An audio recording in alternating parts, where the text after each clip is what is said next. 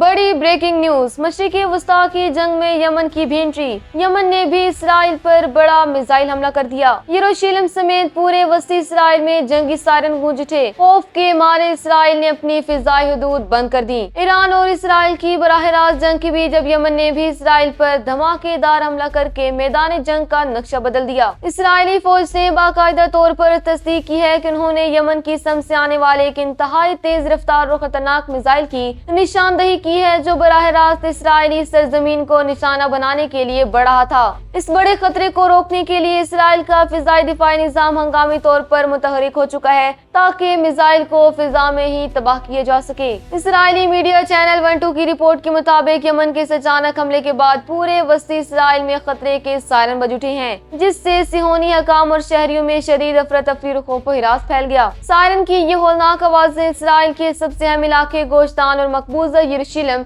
यानी बैतुल मुकद्दस में भी सुनी गई हैं, जहां लोग पनागाहों की तरफ भाग रहे हैं। हमले की संगीनी को देखते हुए इसराइल ने मुल्क की फिजाई हदूद को तमाम तर परवाजों के लिए आर्जी तौर पर मुकम्मल बंद कर दिया। एक तरफ ईरान की जवाबी कार्रवाई का खौफ और अब दूसरी तरफ से यमन का ये बड़ा हमला। इसराइल इस वक्त चारों तरफ से शदीद तरीन बहरान में घिर चुका है।